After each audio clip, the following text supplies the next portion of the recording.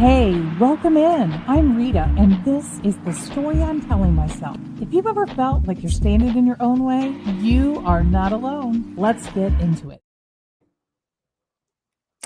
Hello, it is another Tuesday, and we are here live for the recording of the story I'm telling myself, where today we are talking about, are you good enough and ready for that leap, with my good friend, Ellenit Serrano. If you are joining us live, thank you for being here. Jump in the comments, introduce yourself, say hello, and be sure to welcome Ellenit to the show. Ellenit, you're here finally. I'm so happy to be here. I love how our relationship has evolved since we first met to find us in this moment. Love it. Yes, yes. Well, before we get into any of that, I want to give you a moment to introduce yourself so everybody can know who you are. Tell them a little bit about yourself, Ellenit. Sure. I have spent, I'm an enterprise operator and a workplace well-being strategist who spent the first 30 plus years of her career in the corporate world and in various roles. And then along the way, really found a passion for workplace well-being. And so I ended up kind of bringing all of my skills and passions together. And today I bring that forward to help individuals and organizations redefine success and help them move away from externally determined, let's say, and previously understood measures of success, largely based on performance, to holistic success that is sustainable for the individual as well as the operation. And so that's my focus and my goal these days. Oh, you speak to my heart, and the sustainability part of that is what is so important, Yep. because we are great as human beings at starting things, but Yep. oftentimes we are not good at the follow through and the sustaining. And we're going to talk about that today. And that gets into the stories that we tell ourselves. Shireen and Jackie and Gary, thank you for joining us. Thank you for saying hello in the comments. Ellenit would love to connect with you over on LinkedIn, and you can find her there. There's not a lot of Ellenits, so she's a pretty unique name, pretty easy to find. Whoever is joining us from Miami, we can't see your name, but we are so glad to have you with us. Thanks for being here. And of course, this show is for you. So, add your comments, add your questions as we go along. We want to keep the conversation going with you as well. So Ellenit and I met in a very fortuitous moment. Yep. We were both attending the World Happiness Summit in London, Yep. and we got seated next to one another. Which, the universe always conspires to do beautiful things, doesn't it, Ellenit? We didn't know each other at all, but we very quickly had some engaging activities where we got to know each other a little bit more. And we just quickly realized that we share this common commitment Mm-hmm. to the growth and fulfillment of humanity Yep. in work. And so Ellen and I have stayed connected throughout that. And so, of course, I wanted to bring her on the show to talk about her leap from a very successful corporate life into the wellness arena, owning that space, setting up her business there, and the internal stories that she had to overcome. So I know thematically we keep coming back these last few episodes to imposter syndrome. And here we are again, sort of getting into that a little bit. But Ellenit, let's start maybe with your background in corporate. Help our listeners understand the life that you were living, and the stories that were rattling around in your head about that corporate life. Yeah. Well, and if I didn't mention it before, I'm so grateful to be here. Thank you so much, and really excited to bring this story to you and to our listeners. So, my career was a long one. And so as the career evolved, there was a lot of evolution on my part as an individual. So that's why I say I had a lot of stories along the way that led me here. Initially, as a young woman, professional, and then young mom, there was a very great challenge around managing a workload and family commitments and everything around that. There was even, challenges just around the work itself. And my initial part of my career was in finance. There wasn't flexibility at the time. We were, stuck in front of a computer at a desk to finish whatever deadlines needed to be finished. And Yeah, so, most likely in a cubicle yes, in a cubicle. until you like earned your way up to an office. Eventually, I got an office, and then that got taken away. But yeah, I mean, I find it humorous to remember how we used to just walk through the security and Yes, pretend like nothing else existed in the world except for yes, work for yes, 8+ hours a day. It's crazy. I know, yeah, kids, it's crazy that anybody can do that, but that was the expectation, and we all yes. fell in line. Yes. And I think that was the key word, expectation. So I felt very challenged, but in my mind, I said, this is the expectation. I asked for this career. I wanted to work for a large organization. I was in the financial services industry. I worked for American Express for a very long time. And then later in my career, I worked for MasterCard. And what's interesting is that while I had all those challenges, I've always been a hard worker.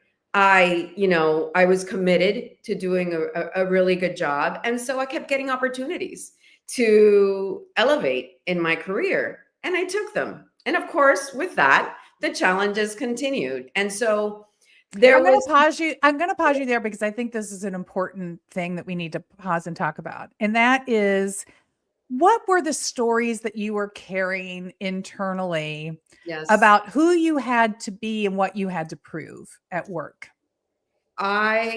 my story, that's an excellent question. And I think my story was, I'm just expected to manage everything that's going around in my life. That's kind of just expected because performance and success is based on me climbing this corporate ladder, right?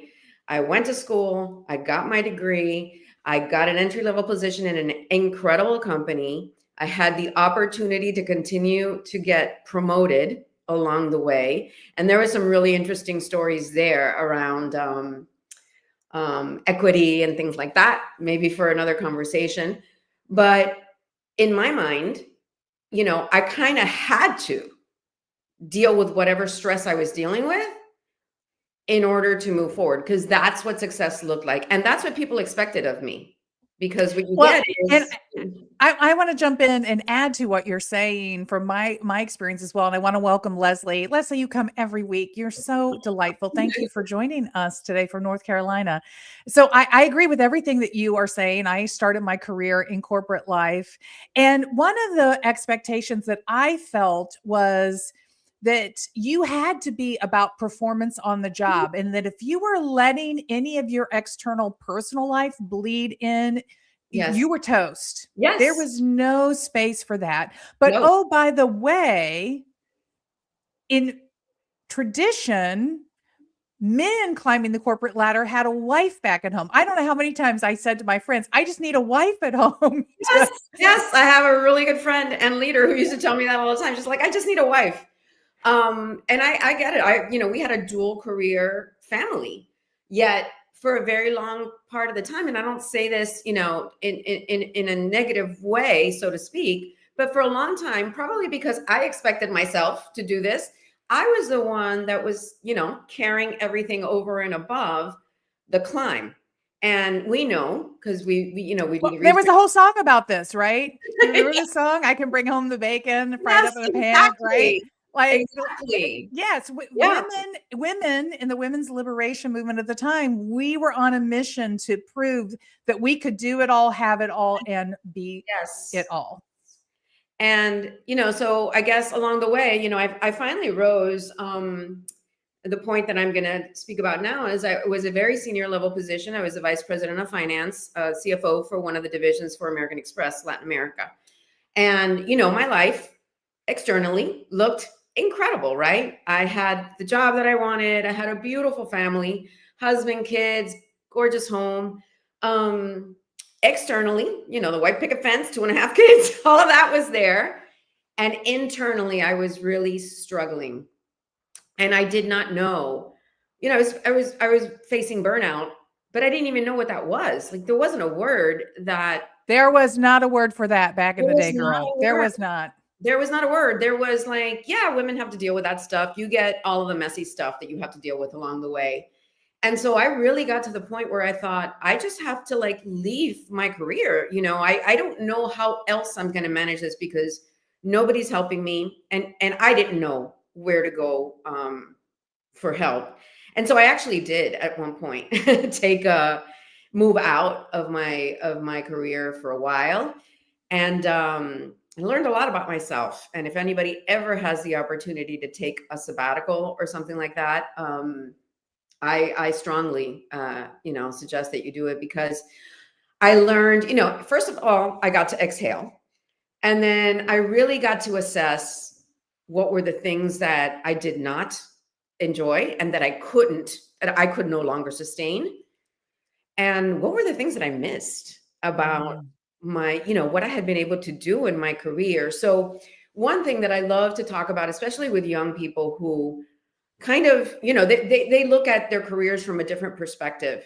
And a lot of them want to work remotely 100% of the time. And I get it. People need to figure out how they want to work. But I can honestly tell you that my community and my friends at work and all of that social aspect that I had a really good one, thankfully, around really kept me going.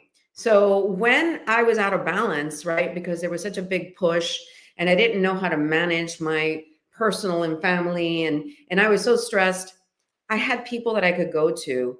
I had people that I had fun with, even during really long hours or trips away from the family.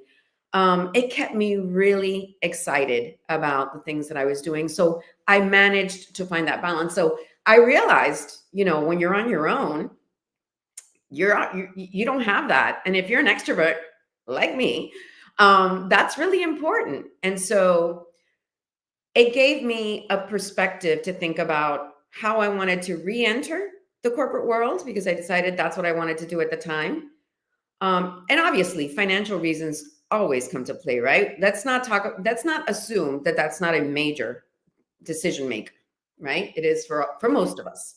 So I want to clarify real quick before you move forward. So you were feeling burnout, although you didn't have a name for it. Yep. You exited that role, Yep. and then you decided corporate was still the right place hmm for you. So what was the story that you were telling yourself at that point about what you were experiencing?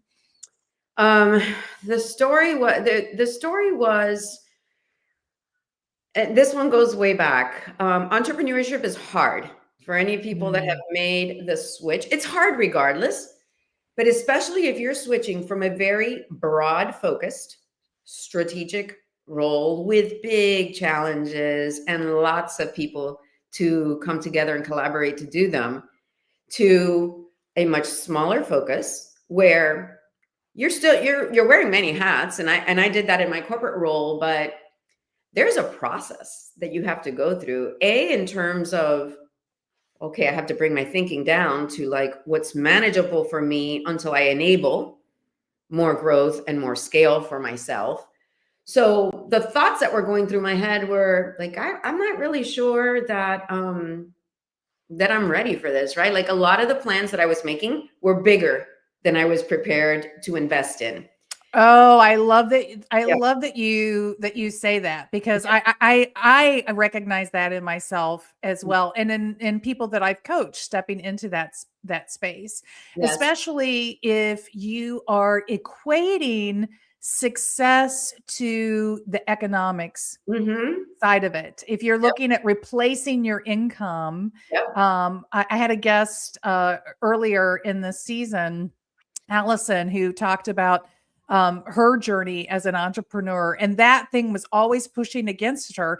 Although she had one of the top 5% Etsy shops, her revenue was great in terms of the return and what she could put to the bottom line family budget. She was Yep. not on par with what she left in her corporate Yes. life. And Yes. so that whole conversation is a real head spinner that Yeah. many people have. I want to just say, hey, Meryl, thank you so much for joining us.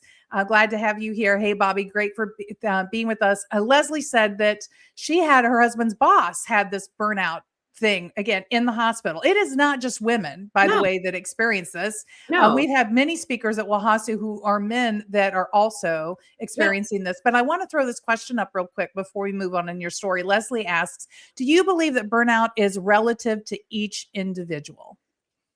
Yes, I do. Because I think that, and I think we can phrase that question. I can interpret it in several ways.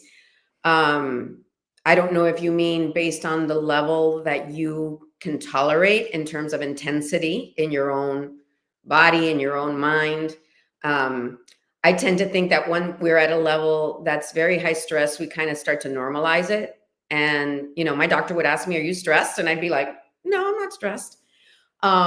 Because I was thinking that that was my normal level of operation until I stepped back. But when it comes to individually getting to burnout, I think that Rita and I talk about holistic well being, right? And so while my career may have been thriving and my financials were thriving, my family life was challenging for me because I didn't feel like, maybe I had imposter syndrome for my family life back then, right? I can tell you spiritually, personally, I didn't have an anchor. I didn't have anything to anchor onto. And so right there was two big gaps for me, Mm. even though community, financial, and career were strong, right?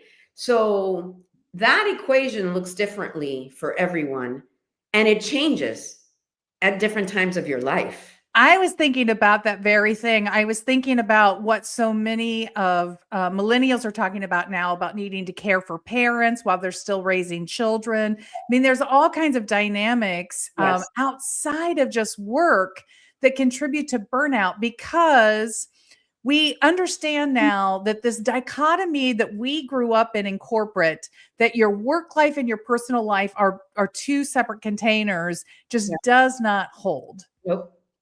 It doesn't. And so therefore it's really the whole of what you are experiencing that determines where you are and what you can manage. And also I will say that a lot of this has to do with to what extent your values Hmm. are being broken, Yes. because that for me really became my breaking point in terms of my burnout in my corporate life. After I had my first child, and my husband and I had waited so long to start our family, and then I wanted family time. I wanted to be home to read the book and all of those kinds of things. And so having a corporation and being in a job where they were demanding I take a travel position or I was done, Hmm. that was crossing a line in terms of the values that I held. And Absolutely. it really made it impossible for me to sustain Hmm. that level of drive and commitment that I had been giving up to that point, which was pushing me toward burnout. I Exactly. recognize in retrospect, but I was Exactly. more tolerant of it. So I think there's also a thing about where your personal values come in conflict with the demands. Absolutely. And tolerance is another good word, right? Because I think it goes back to the question around, do you think burnout is, individual based? And that's a part of it, right? How much can you tolerate? How much of a support system do you have around you? Whether you're a mom or a caregiver in the middle of like parents and kids, some people have both, or any other, challenge that you may have. We all have a number of different needs that are going out in our personal life. Um, Welcome, Gail. I'm so happy. Gail was a guest last year. I got to get her back to the show again, but she's got a book coming out. But negotiating values, it's a stress point for so many of us, especially when we feel like our values are not being respected. yeah. Um, So and I think it's interesting because my burnout period that I believe kind of started me on my journey, and we talk about the leap, and I think that's where the leap began, even though I was in my corporate career, probably 15 years further, right? That's when I took the leap, because that's when I had awareness, and that's when I went within and I started to understand what it was going to take to make me happy. Right. And I went back into the corporate world, but I went back very differently. Not only did I choose a different career path outside of the field that I had, I really started to do a lot of work with, for me, it was yoga and mindfulness and bringing in tools into my life that helped me manage the chaos that was around me and putting Now boundaries. this is really important. We Yeah, got to emphasize this right yeah, here yeah, because what I love and what is different about your story, Ellenit, in what is so evolved in your thinking in this story is that you recognize this corporate thing wasn't right for you. yeah, You walked away, you came back and you said, I still want to do that. But you decided, I've got to be somebody different. You absolutely. didn't look for them to change, which is where so many people make the mistake. They're putting all the burden outside of themselves. You went inward and said, how do I need to change? Who Exactly. do I need to be? And so your first leap was this awakening of Yes. your choices, of your agency, of your being. Yes, absolutely. And I think from doing that, my career went on an even larger growth trajectory than I had even imagined. Now I went into a trajectory that was kind of like was being built along the way. It wasn't even anything that I had imagined, but it was being built from what I really desired, and it was happening in real time, let's say. And for a long time, I wasn't thinking, oh, I want to be out there. I want to be doing something else. No, I was really enjoying what I was doing. And I was adjusting along the way. And I was getting more courageous about being Mm. authentic and about being who I am. And, some of that also comes with age and wisdom and experience. But if we can add any of that wisdom to others that may not, have been there yet, that really was a very big differentiator. So when I talk about taking the leap, that leap included changing functional roles, taking on roles I had never done at all, right? And so the story in my head was, why are you asking me to do this? I'm not a marketer. I've never done this. Why are you asking me to do this? Things like that. I had a bunch of different roles that I took on. And along the way, obviously continued to go deeper into the workplace well-being space because now I had realized the benefit. I had seen the benefit that I had done for me. I had seen the need for others.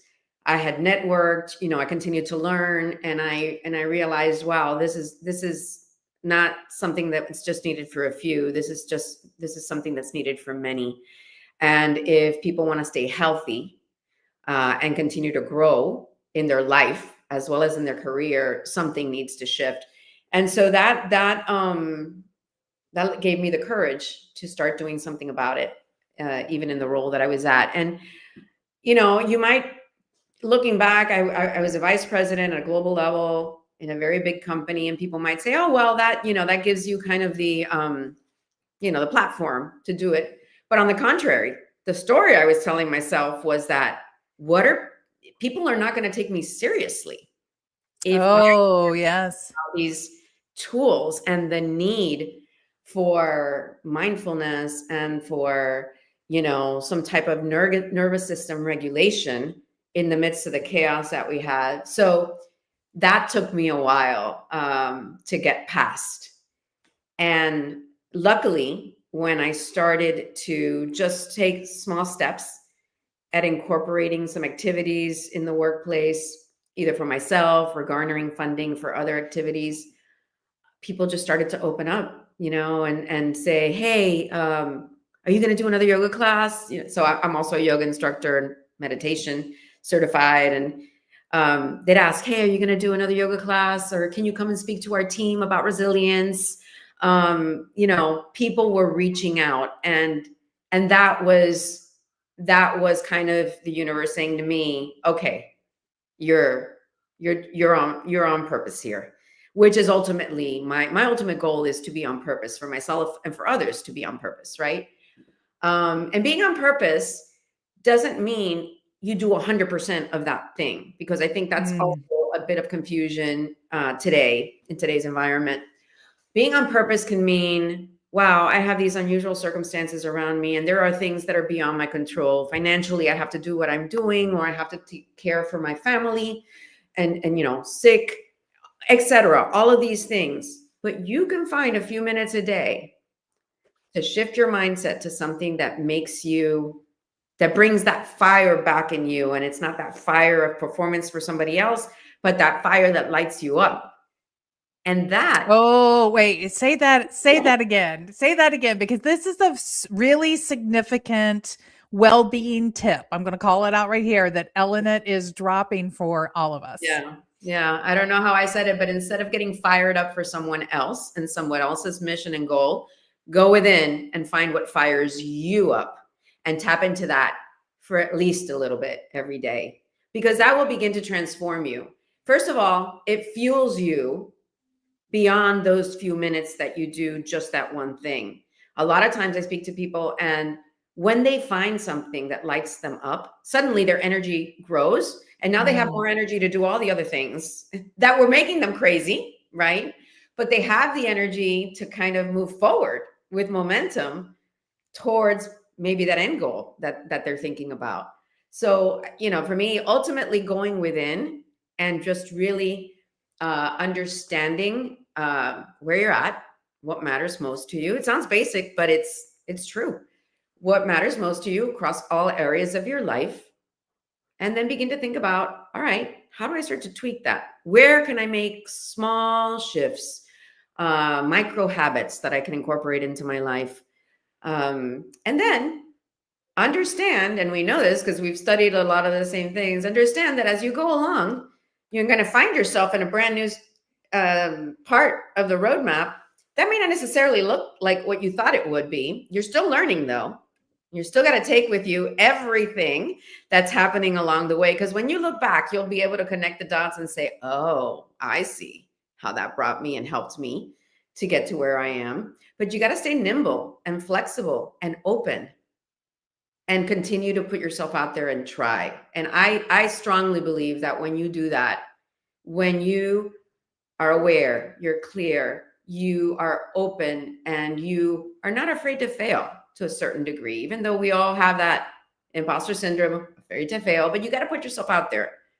You allow yourself to readjust. It's very similar to a lot of what I talk about in my frameworks, obviously because of who I am, is how leadership philosophy is not so different from, the change management that we do at work, to a lot of the stuff we learn in yoga and mindfulness around finding steady ground, staying nimble and finding flexibility, being open and finding community. They're all the same basic principles. I think we just have to remembering to come back into ourselves and check ourselves. And if we don't, then find somebody who can help you. Yes, yes. Well, I want to come back again to something, a question that Leslie is raising. Isn't it a want to change much more than a need to change? And where I want to connect this into where we are in your story is, so often when people have this awakening, when they find this excitement around well-being, around centering of purpose, of finding themselves, they just want everyone else to experience what they have experienced. Yes. And so oftentimes it becomes this sort of force feeding into the organization that then meets resistance, misunderstanding, and ultimately fails to deliver the transformational opportunity that is really present in itself. So based on your experience, because you had the story of like, man, if I go in there and I start talking about this stuff, people are going to be like, she is just too foo-foo and we're not interested, and what the hell? And is she really a leader for us anymore? Like, you had all of this self-doubt that's going on. That tempered you, but we are in a different time now where people are much more aware and more willing to talk about these things. How do you light your internal zealousness without letting it overwhelm and overshadow, allowing each person around you to walk their own journey? That's true. That's a great question. I can say from my personal experience, and that's just based on my history, I tend to, unless I'm doing something like this, and this was also an ask, right? But I tend to speak when I'm asked, like, or go deep into the conversation when I'm asked, rather than just put myself out there and continuously, speak about my thoughts and so forth, because you have no idea who it is that your audience is at that moment. And so maybe I'll put little bits of information. I'll let people know what I'm about. Maybe I'll walk the talk a bit as a leader. I think that's critical, right? I think it's really critical that as leaders, we show up and let people know it's okay to be seen for your whole self. It's okay to recognize that you're being challenged. It's okay to ask questions, right? It's okay to say, I need to go, I need some time, a couple of hours a day, because I have something I have to take care of. So as a leader or a teammate, I think it's important to like start with those little things. But then when I really go at it is if somebody asks me a question. And then I'm like, okay, you asked. So many companies have embraced the idea of well-being in the workplace, and they bring meditation and mindfulness practices and yoga and things and make them available at work. And then we know what happens.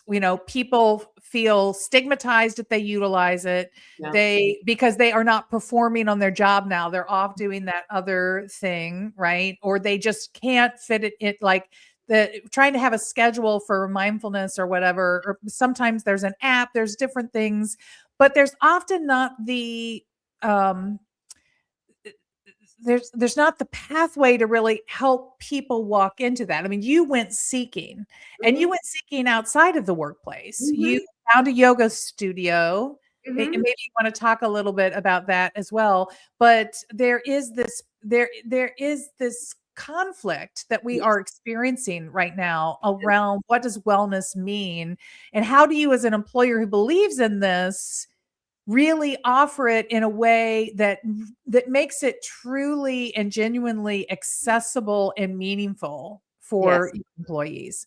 Yes. This is really important because even though I started off with, kind of building programs around yoga, meditation, and topics, we know that does not address what's happening systemically, right? And so that's what needs to happen. We need to really build well-being into the culture of a company. And so companies can talk about well-being at the top, and maybe they can offer, benefits. You have no idea whether people are utilizing them or not, but offer benefits and offer these stopgap solutions.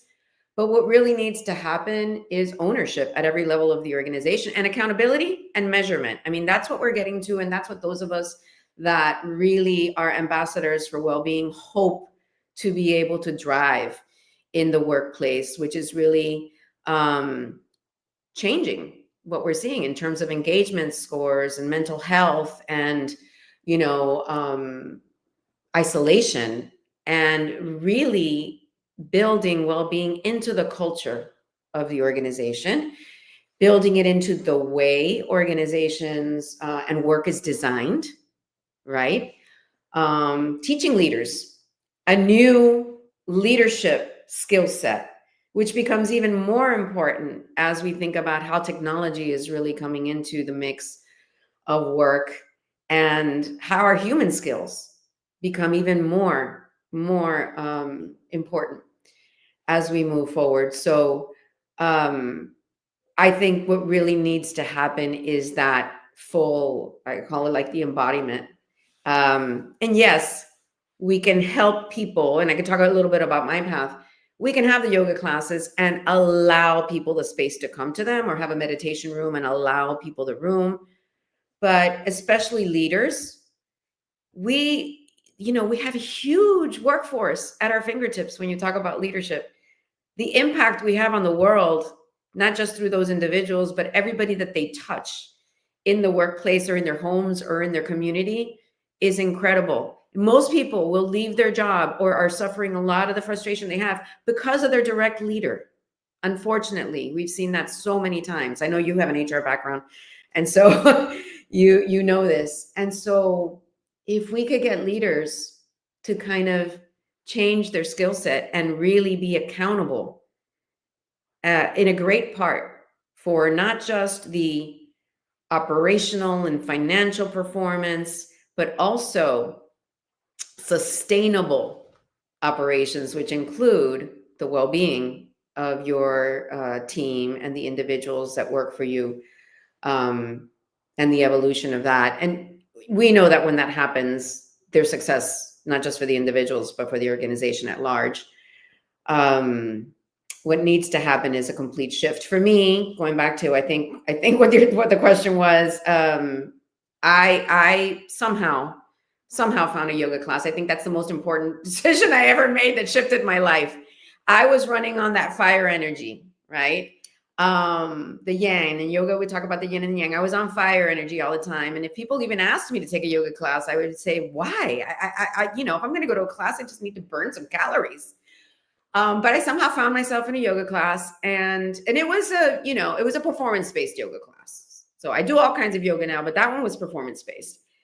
And I couldn't think of anything else for 90 minutes when I was in that class. And when I finished that class, I thought, oh my God, I have finally found the one thing that quieted my mind and kept me away from anybody else. So mind you, at this point, we were already having instant messagings, the cell phones. There were still people using landlines. You know what the culture can be, where you're in a Zoom, but it doesn't matter. You're being texted. Somebody's reaching you on the phone. You've got somebody outside. I mean, it was chaotic.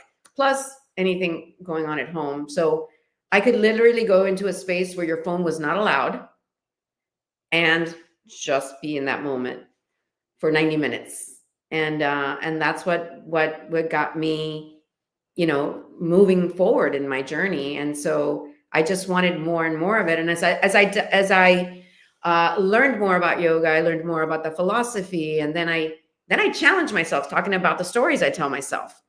People would say, well, how could you be a yogi and have this job that you have? So I was the chief of staff for a senior executive globally. Crazy job, right? A lot of fun, but crazy. And they'd say, how could you do this? How could you have this dual life? And I questioned myself. I thought, wow, am I crazy? Like, what am I doing? And I had a very long commute in the mornings. And I started, it all started to connect for me in that commute, how I was able to do what I did because of the practices and beliefs that I had, and how I had changed my belief system, my boundaries, the way I managed myself, right? That then led to the way I managed others. And that's how some of my programs started to come to life, right? When I realized, oh, okay, there is this thing where it's not separate. It's actually very aligned with what it takes to be a leader and what it takes to be an authentic and human-centered leader. I just want to pause and call out right here, because I think this is also a really critical part of the story. If you're a listener and you're like Ellenit, you have these thoughts, you have these big ideas for yourself that you're not ready to step into yet. You just don't think that you're ready to go there. You're questioning, can I make the leap? Am I ready? Can I step that big? What I love about what Ellenit has done is she's giving you this great tip that you can find ways to start being who you're going to need to be in that future, in the moment that you're in now. Yep. You can start practicing and building the capabilities and the capacities that you will need wherever you are right now. And when you shift from that doubt question of, am I ready or not, and start leaning into, I'm getting ready, then you're going to feel a lot of the energy shift that she is talking about. Yeah, absolutely. I mean, passion fuels purpose, and purpose, as we said earlier, fuels, I think, motion forward, right? And then it just becomes, it just keeps driving it forward. So, I guess eventually, I don't know where you want to go from here. Eventually, that purpose grew bigger, on the well-being and leadership side. And I was still learning. I was still being challenged and growing. But I reached a point in my last role where there had been some leadership shifts, some organizational shifts that are normal, right, in a large company. I'm surprised I landed. I stayed through as many as I did, right? And I had the opportunity to actually, because of some changes that had happened, leave the organization instead of looking for another role, and take some time to think about what I wanted to do next. And I had already made a commitment, because it's so hard for us to find the time. But I had already made a commitment that year, it was early 2023, that I was going to dive deeper into the workplace well-being space.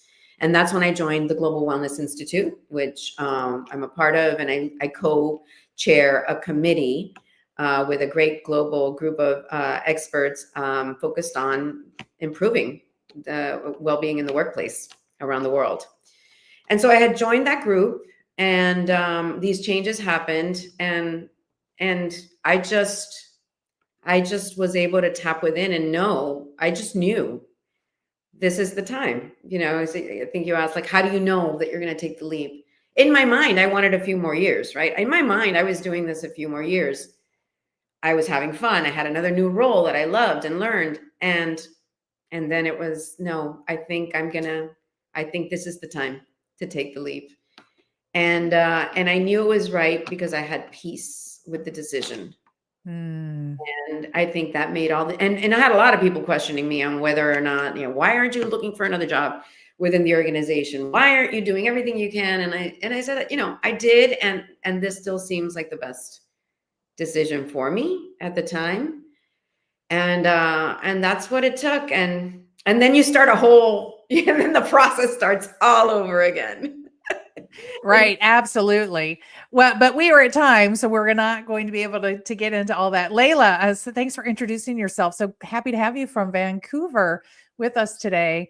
But I think we got to really the essential things that we wanted to share. Look, if you were waiting for the perfect moment to make the leap, you will not necessarily find it until you find this space of inner peace within yourself. Yep. You do the work within yourself. You start to focus on your being, how you are showing up in the world, visualizing who you need to be in this future. And once you're very clear and you're starting to practice in that, I think, like Ellenit, I believe you will find the peace. You will know when the move is right. And any doubt that you have is not natural.